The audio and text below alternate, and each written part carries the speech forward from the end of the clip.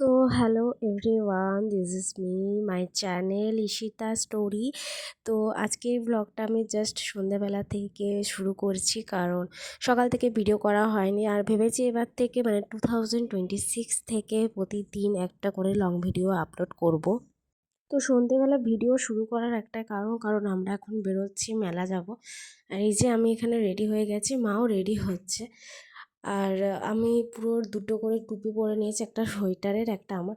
আর আমি এখানে ঘড়িটা দেখাচ্ছিলাম, কারণ আজ অনেক দিন পর ঘড়িটা চার্জ দিয়েছি, ভাবছিলাম হয়তো খারাপই হয়ে গেছে। আর আমাকে দেখছি আজকাল একটু বেশি গুলুমুলু লাগছে, গালগুলো কেমন একটা ফুলে গেছে। তো ঠিক আছে, 1 তারিখ থেকে আবার ডায়েট করা শুরু হবে, সেজন্য আগে আমি সব মিষ্টি খেয়ে নিচ্ছি। ওর নিচে এসেছি, আর আজকে না ওর শরীরটা একদমই খারাপ, মানে নাক থেকে জল পড়ছে, চোখ থেকে জল পড়ছে। আর ওকে আমরা ঘরের ভিতর যেহেতু রাখি না, বাইরেই থাকে, তো বাইরে ওর জন্য একটা এরকম বিছনা করা হয়েছে। ওকে সোয়েটার পরলেও মানে পরালেও পরতে চায় না, ও খুবই বদমাশ, পরালেও সেটাকে কামড়ে কুমড়ে শেষ করে দেবে। তো একটা জিনিস ও ভালো করে বুঝে, যে আমাদের নতুন জামা কাপড়ের গন্ধ যখন ও পায়, তখন ও বুঝে যায় যে আমরা কোথাও বেরোচ্ছি, আর তখনই এরকম গায়ের ওপর ঝাঁপিয়ে পড়ে, পা হাত পা ধুতে থাকে। আর এদিকে কি হয়েছে, আমরা বেরিয়ে গেছি, তখন না বাবা ব্যাগ আনতে ভুলে গেছিলো। মা বলছিল কিছু একটা ব্যাগ আনতে, কারণ যদি মেলা থেকে কিছু কিনি, কারণ আমরা ব্যাগ ফ্যাগ নিয়ে যাইনি, আর ওখানে না প্লাস্টিক দিচ্ছে না। তো প্লাস্টিক না দেওয়াই ভালো। তো আমরা ঘর থেকে বেরিয়ে যাওয়ার পর আবার মাঝ রাস্তায় দাঁড়াতে হলো, মানে আমাদের পাড়ার সামনেটায়। তার কারণ বাবা মাফলার আনতে ভুলে গেছে। তো আমরা রাস্তার সামনে দাঁড়িয়ে আছি, এখানে গাড়ি ঘোড়া দেখছিলাম, আর সরি ঘোড়া বলছি কেন, গাড়ি আসা যাওয়া দেখছিলাম। আর কত ঠান্ডা পড়ে গেছে সেটার, তখনও কত কুয়াশা হয়ে গেছিলো। তো আগের বার তো দেখিয়েছিলাম, আমি গেছিলাম বাবা আর নীলদাদার সাথে, আর আজকে গেছি বাবা আর মায়ের সাথে। আর দিদি যেহেতু নয়তো দিদির সাথেও যেতাম। আর এখানে বাবা এসেছিলো গাড়িটা পার্ক করতে। তো মাকে এখানে জিজ্ঞাসা করছিলাম কত ঠান্ডা লাগছে তোমার, মা বলছে ভীষণই, মা পুরো মানে চাদর দিয়ে মুখ ঢেকে নিয়েছে, আর খুবটা আজকে হাওয়া ছিল।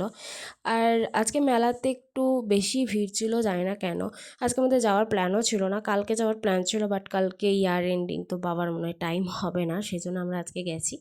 আর এইখানে দেখো একটা ছোট্ট নাগরদোল্লা, কি কিউট লাগছে না দেখতে। আর ওটার পাশে আছে একটা বড়, মানে যেটা আমি মানে আগের বছর চেপেছিলাম, বাট এবছর চাপছি না, কারণ আমার চাপার সঙ্গী কেউ নেই। মাকে বললে তো মা চাপেই না।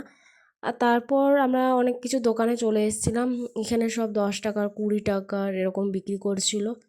আর এইসব মানে মেলাতে এইসব মূর্তি দেখলে না আমার খুবই ভাল লাগে, কারণ এত সুন্দর কালারিং, মানে আমার ফোনটাতে আরও কালার ব্যাপারটা না পুরো ফুটে ফুটে ওঠে, এই লাল কালার কমলা কালার এই জিনিসগুলো, তো সেই জন্য আরও ভিডিও করতে না বেশ ভাল লাগে। তারপর মেলাতে কানের দুল ইজ ইমোশন, আমি যদিও বা এখন কানের পরতে পারছি না, তাও চেষ্টা করতে হবে। কানের পরতে না পারলেও কানের দুল কিনবো না, সেটা কখনোই হয় না। তো সেজন্য মা আর আমি দাঁড়িয়ে পড়েছি এখান থেকে। মা অনেক মানে একটা বেছেছে, আর আমি একটা দিদির জন্য বেছেছি, কারণ ওর হলে আমার হয়ে যাবে। আর ওই কানের দুলগুলো জাস্ট ছিল 40 টাকা করে, সবগুলোই 40 টাকা। আর তারপর মেলাতে বাসনপত্র মা কিনবে, তো সেজন্য আমাদের সসপ্যানটা তো তোমরা দেখেইছো, ওই হ্যান্ডেলটা না ভেঙে গেছে, তো সেজন্য একটা সসপ্যান দেখছিল। আর তারপর এখানে একটা প্রোগ্রাম হচ্ছিল, নাচ, এত সুন্দর এটা নাচ করছিল।